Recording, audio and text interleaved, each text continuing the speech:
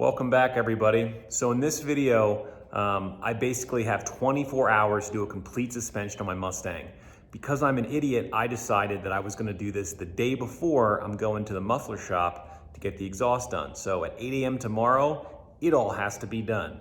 The only reason that I'm doing it this way is because I'm worried that when I add the sway bar and I lower the car, that there will be less clearance for the exhaust. So my thought process was, get the suspension done. That way, can kill two birds with one stone. Go into the shop, let them do the exhaust, also do the alignment, and hopefully it'll be fun to drive when I get back. But because of COVID and the way parts are shipping, it's got to happen. Like, I just got the parts, so it's going to happen in 24 hours, or I won't make it. We'll see. If you want, you can skip ahead a little bit. If not, I'm gonna give a brief recap of what's kind of been done so far and where we're at. Otherwise, just zoom ahead and we'll get right into the action. Just a quick recap in case maybe you weren't following the videos before. This was a list that I made and these had more items on here. So initially when I bought the car, it wouldn't pass emissions, had to get it registered. I just did that yesterday.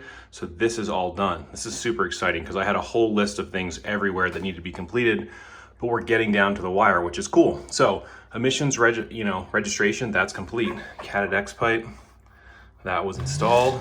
This is all okay. As far as maintenance goes, ticking noise. Pretty sure the ticking noise is an exhaust leak. I did tighten the manifolds. However, I'm gonna remove this off of here, but ultimately I'm gonna most likely need to go back and replace the gasket on the driver's side. Because it was so loose, when I tightened the manifolds, I improved it, but I think it was so loose for so long that it burned up the gasket. I'm still getting a little bit of a ticking noise, and I'm afraid to get it tuned without getting that completed, because when you get air coming in ahead of or upstream of the O2 sensors, you could get some false readings and the computer will compensate accordingly. You'll have all kinds of problems. So that's kind of frustrating, but still need to do that. Charging system, that was completed. It ultimately turned out to be a failing original alternator. So I got a alternator, cost me about 93 bucks, installed that. Charging system is great, so that's done. Find the oil power steering fluid leak. I believe that is complete. I do need to go back and check all of the adapters and sensors and things that I installed for my gauges, just to make sure that I didn't create any new leaks. But the original leak that I had, I believe, is gone. So that is off the list. Plugs, coils, and wires. If you watched my previous videos, you saw me do that. Changing fluids. So engine oil is done. Coolant is done. Probably not going to do differential, only because this thing recently had 411 gears in it, and when they did that, they should have changed it. So I'm going to take that off of there. So only really one thing left to do. I need to add on here, replace manifold gasket, which is going to suck, but we're doing pretty good. Okay, if we go over to the track ready portion, gauges, those are all complete. Got oil temp, water temp, oil pressure, all installed with my Pro Sport JDM gauges. So that is done. So today we are going to be focusing on these items right here. So without further ado, let's go ahead and get started. The plan for today is actually pretty bold. I'm taking the car in tomorrow to get the exhaust tweaked a little bit. I'll talk about more about that in another video, but basically all you need to know for right now is when I bought the car, it didn't really have hardly any exhaust. I had to add some things. I did mix matched a bunch of parts. It fits, but I don't love the way it fits. And I also don't love the way it sounds. So I'm gonna get that done tomorrow professionally. I could probably do it, but it's just gonna turn a lot better if I let the professionals do that. So I'm gonna have the exhaust shop do that. But because I plan on lowering the car, I'm a little bit nervous. If I take it in to get the exhaust done, the ride height changes and I've got clearance issues. So I wanna get these modifications done. The reason that I say that that's kind of risky is, as you guys know, once you start a project, sometimes they go longer than expected. So hopefully I didn't bite off more than I could chew. With this project, I obviously got the car relatively cheap. However, you run into things along the way that you're not expecting. The catted mid-pipe, I would have loved to get away without having to install that. That's about a $600 item. So when you factor that into the cost, it does limit some of your options, at least initially, for some of the suspension upgrades. So to start, to get this thing track ready, I'm not gonna go full coilovers you know, pan hard bar, torsion bar, all that awesome stuff that Maximum Motorsports offers, just because it's not in the budget right now. But nonetheless, we're gonna need a good starting point. And before I dive into the time lapse here, I do wanna show you guys kind of what I selected and why. I highly encourage you to call up Maximum Motorsports. They're super helpful. They talked to me on the phone even before placing an order for probably a combined 2 hours just to understand what I was trying to do with the car. So great folks out there in California. You should talk to them. So let me show you what I picked kind of and why, but I did want to give you that disclaimer about price, because there are ways to do this where you would maximize performance, but it would be a little bit more expensive. You will want to get new isolators. From my recollection, the stock ones are rubber. I could be wrong. These are polyurethane, so a little bit beefier. You'll get a lot of creaks and rattles and stuff, so you want to go ahead and replace these. I also got the tool that they sell. This supposedly helps you install the spring. It's like 10 bucks or something, so I was like, why not try it out? They were pretty adamant that it'll help the process, and I don't have a ton of time, so we're gonna go ahead and try those. For the shocks and struts, you've got options. You've got Maximum Motorsports makes a set, Bilstein makes a set, Koni makes a set, Tokiko, harder to find, but they make a set. I went with the Koni yellows because due to COVID, the ability to get parts is extremely, extremely difficult. So I basically had to order, I think I ordered the rears from like American Muscle or like those are the fronts. I think I ordered one front from American Muscle, one from Amazon, these two from LMR. It was like all over the place just to get it to work. So, you know, again, are there better shocks and struts out there? Yes. However, I was told by Maximum Motorsports that these will work well for my application. And the other benefit of these is I can convert these to a coilover setup later with a kit they make. So the way I look at it, I won't have to replace these. If I decide to go coilover down the road, these will have to go up for sale. But that's okay, because that's a little bit further down the road. Absolute must. I'll dig into the box later and show you guys. Caster camber plates are an absolute must if you're lowering your car.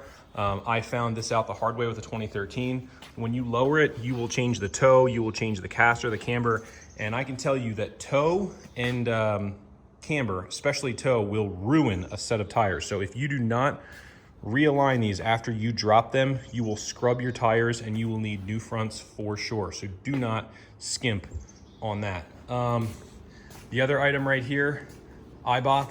I got an Eibach rear sway bar. No really particular reason of getting an Eibach sway bar other than the fact that I didn't have a sway bar when I bought the car because it was set up for drag racing, but more so it was just a clearance issue. So I got their 25mm sway bar. I'm going to go ahead and install that. And that hopefully will get done here in the next day, and by tomorrow morning, because I have an appointment at like 8 a.m. at the muffler shop, this thing can get aligned and we can get completed.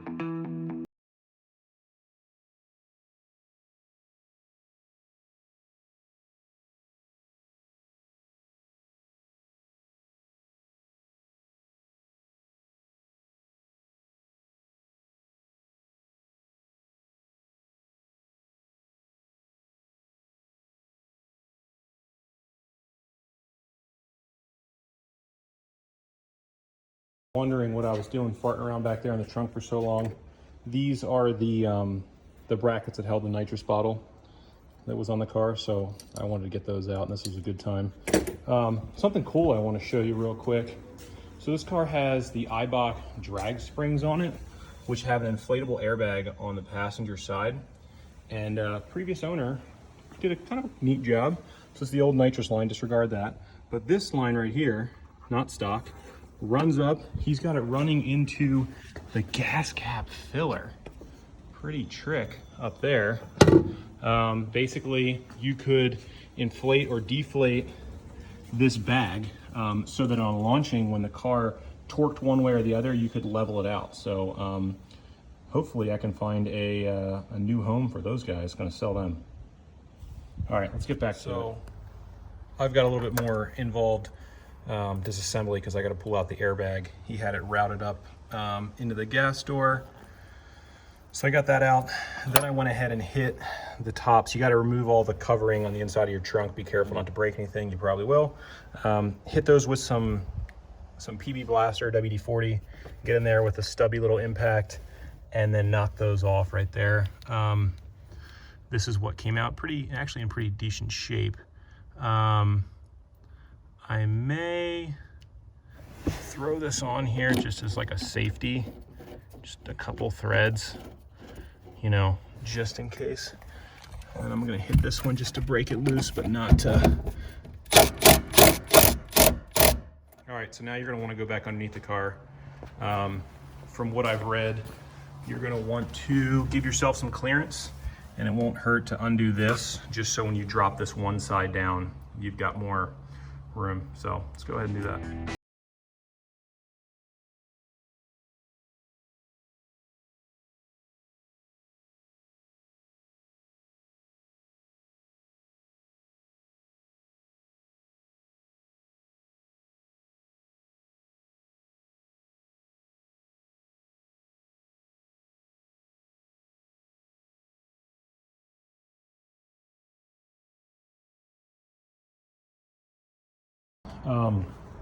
Man, spring compressor tools freak me out. It's just so much stored energy there. Let's see the difference in height between the stock, or I should say the Steeda springs and the new ones. Okay, so height is pretty apparent. Also, just look at the thickness of the coils. You can tell already. This is a stiffer spring. I would argue a better put together spring. It almost looks to me like the one on your left, the blue one, is linear. I know that the Maximum Motorsports are progressive, so the spring rate increases the closer you get to the end of travel. Just one more reason that I really enjoy Maximum Motorsports. Even if you buy something as simple as spring isolators, they give you instructions. They give you instructions for the springs. They give you instructions for everything. And it's really nice because it takes all of the guesswork out of it. Now, I just want to show you the difference between the stock worn out. Okay, that's a stock worn out lower isolator. It's literally crumbling in my hand, rubbery to the touch. Here is the Maximum Motorsports one, polyurethane. I'm getting it all dirty, but nonetheless, super high quality. Here are the stockers. Again, these are probably gonna be nice and quiet for you, whereas these might introduce a little bit of more NVH, but overall, I think they will help control the placement of the spring much better. So let's read these instructions and get started.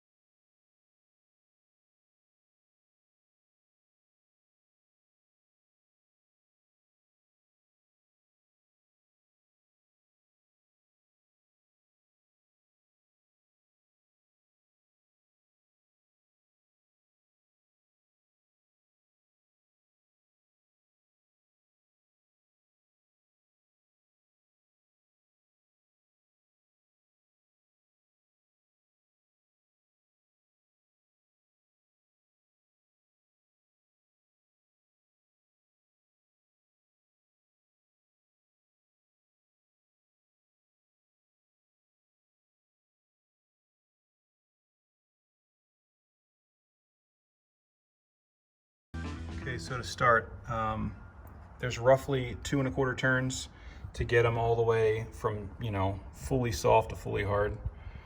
So I went 1 1/8, so we're in the middle, and then when I do the fronts, we'll do the same.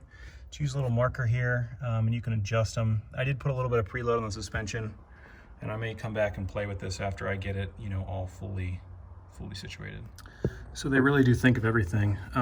When you lower the car, obviously, the travel of your differential is going to be different. So they give you a new pinion snubber. So you take off 3 bolts here, that whole assembly comes out.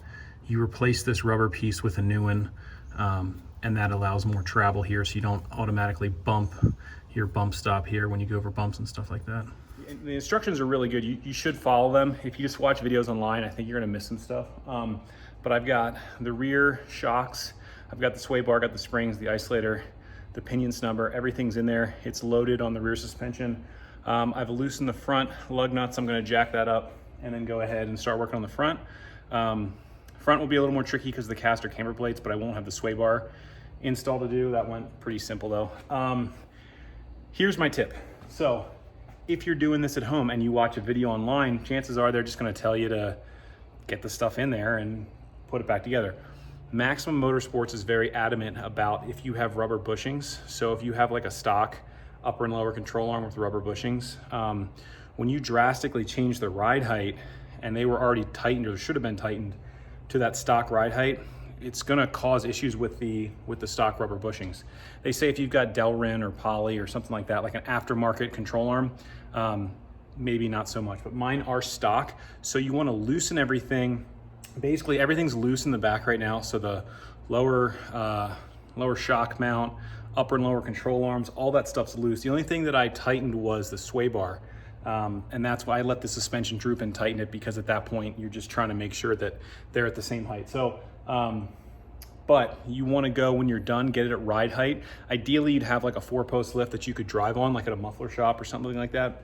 But then you want to go back and torque everything to spec, and that way you won't get any weird creaks and stuff like that. Also pay attention to the orientation of the spring.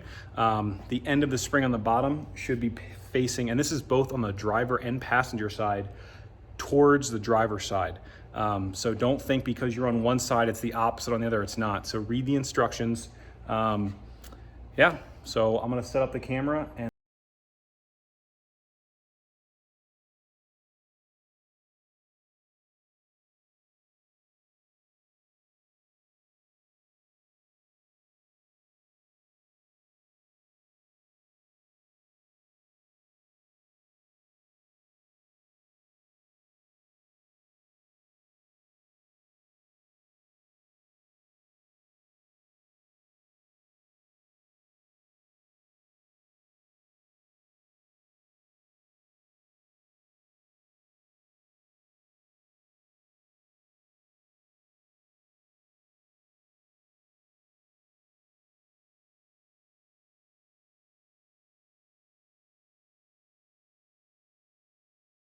out the welder, weld a nut on there, try and hold the nut while I back that off. That thing is a pain in the ass. I just about broke my finger trying to get it off. You should be able to just to hit it with an impact and it should come right off, but that flat blade screwdriver deal where it's got a little slot in it, yeah, that sucks. I got one side in, just the spring. Let me tell you, it's a lot harder than I remembered. There's a tool they make that allows you to help get that spring in without a spring compressor. You will need a spring compressor if you have stock springs to get them out. I don't see how you'd get around that. I was hoping that I wouldn't have to do it. You've got to undo the tie rod end, follow the instructions, and it's weird. You just hit it with the hammer and the damn thing comes loose. So that surprised me. But let me show you the tool. It's pretty simple. Here it is right here. Here's the other side. I'm not gonna put it all together just yet, but just so you guys understand, it goes in like that, and then that circular piece captures on the other side. When you undo this and you loosen these two nuts, it allows this lower control arm to swing down almost 90. In my case, it went as low as it could until it hit the pretty much the lug nuts on the ground, I think. So anyways, you got to get this thing really far open to get the spring in here. And without this tool, I don't know how you're going to do it. So I would recommend buying it. The other option probably would be some sort of, I don't know, what do you call it? Internal spring compressor, but I don't have one of those. So that's my 2 cents.